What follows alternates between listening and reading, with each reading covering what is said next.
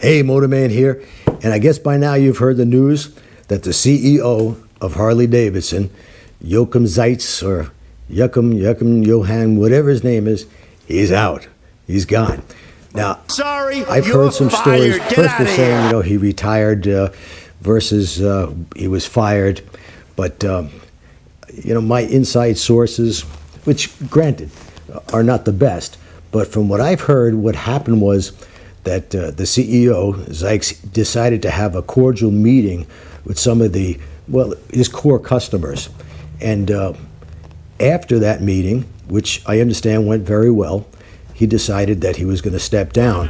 And I guess the core customers also spoke with some of the board members, and they agreed to just allow him to quietly go away, just, to retire. Now, get this guy was making $12 million a year. In fact, in 2023, according to my sources, he got a $3 million bonus. I guess because Harley was doing so fantastic. So there's not too many of you out there, I imagine, that's going to feel bad for this guy, but he has made some really, really stupid decisions. And I think that this is what happens when you have somebody heading a company who really knows nothing about the company or the core customers or what the average biker, motorcycle enthusiast actually wants. I don't know why they do this, why companies hire people like this. Just ask Budweiser, for instance, who has no idea really who their core customer is. And, they'll do some really stupid things.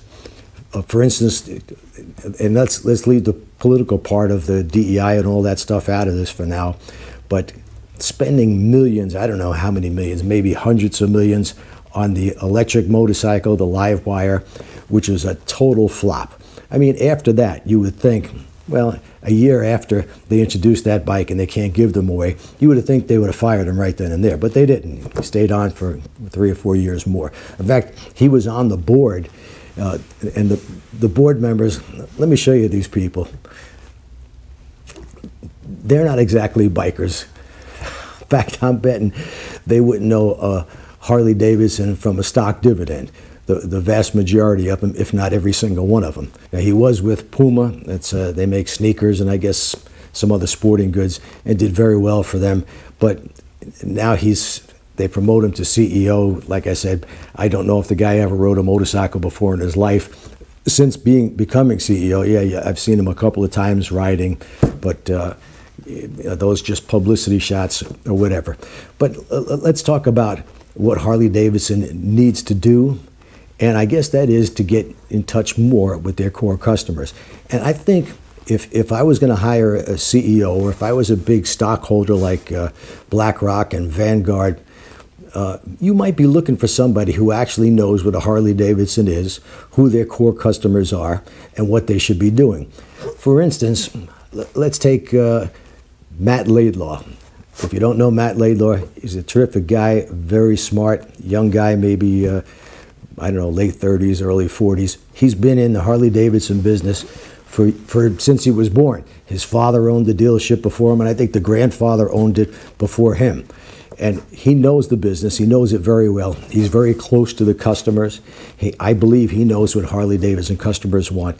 This is the kind of guy that you would want to see running Harley Davidson, somebody who really knows what's going on with the people who are willing to spend the money to buy Harley Davidson. Bubba Boswell from Boswell's Harley Davidson.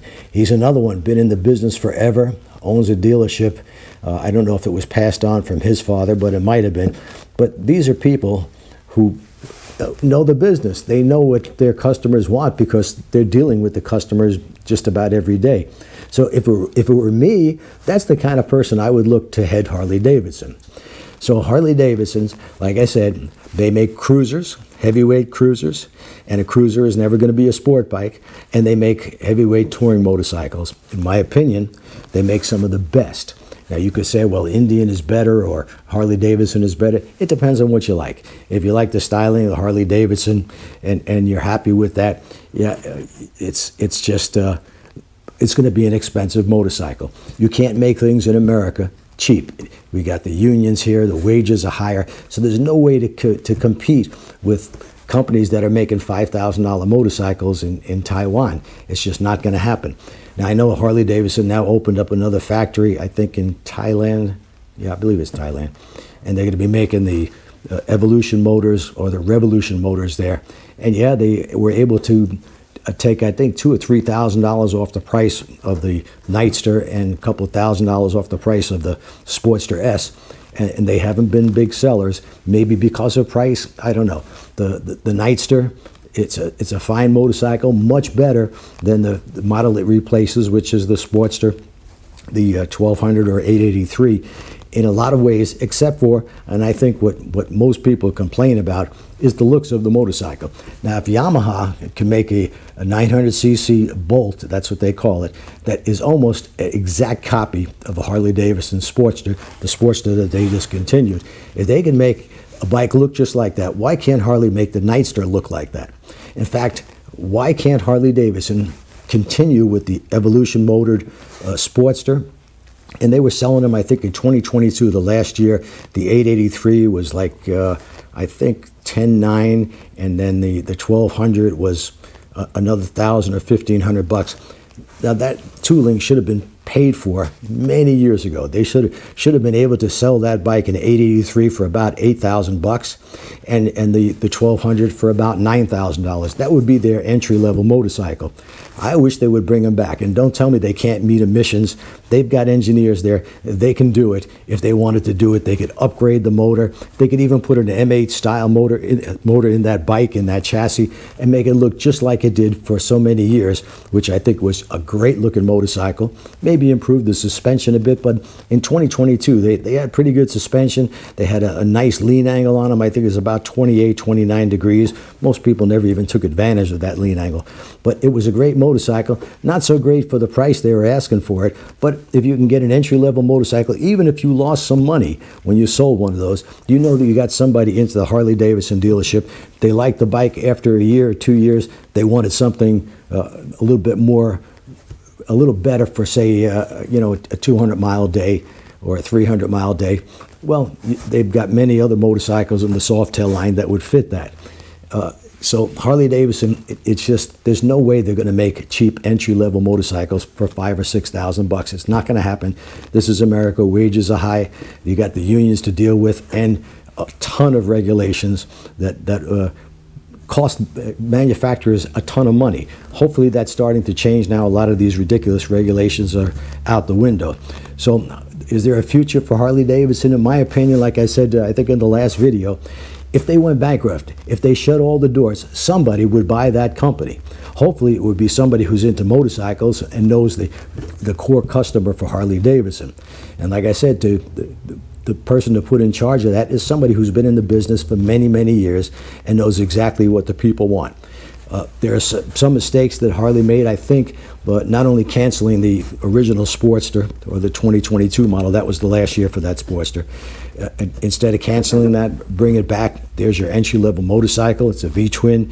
It's got the American style. That's what people want. And if you sell it for $8,000 or $9,000, I think you'd have a winner there. They canceled the Road King, the standard Road King. They already make the police Road King, which is the same motorcycle as the civilian bike. In fact, they come with more options, much less money. They make thousands of those to sell to police agencies around the country. And you could sell that Road King, I'm sure, easily for $20,000 without having the digital dash and all the things that some people complain about. And that's a funny thing. People complain about they don't have enough technology. And when Harley Davidson gives you the technology, they complain that they want the basic bike back. Well, they're making the basic bike. It's called the Police Road King and also the Police Electric Glide. A couple of years ago, they canceled the Electric Glide Standard, which I thought was a big mistake. That bike was going for $19,000. It had everything that you needed to go out touring. You don't have to add anything to it. Right, so give people a choice. Sell them the Police Electric Glide. Make them all in black. I mean, there's a wide variety of colors on the police bike, but to make it less expensive, make them all in black. Same thing with the Road King. A lot of people like black as a standard color instead of that gray which they have right now, and make you pay extra for the black. That's, to me, is crazy. So just some of the things that I think would help Harley Davidson. Of course, with the interest rates, if they remain high, high-ticket items, toys, I call them, like boats, motorcycles, even expensive cars, they're going to take a hit. The entire motorcycle industry is down. A lot of young people aren't getting into motorcycling. And the way to get those people in the beginning, yeah, the less expensive your price leader motorcycle is, the better it's going to be. It's never going to be $5,000 Honda 300cc bike. They can't make that here. In fact, that bike, I believe, is made in Thailand. So that's my thoughts on this. Bring back a couple of the models that they canceled. Forget the electric stuff and get somebody to run the company who actually knows the motorcycle industry and knows Harley Davidson. To me, it can't be any simpler than that. And there's plenty of people just like that around the country who've owned Harley Davidson dealerships for many, many years, and they know exactly what they should be doing, what sells and what doesn't. So that's my feelings on this. I hope you enjoyed this. I hope you learned something, and I hope it made you laugh too. So please subscribe and comment below. Even the Harley haters, go ahead, comment below. Some of the stuff you come up with is just ludicrous. Anyway, thanks for watching.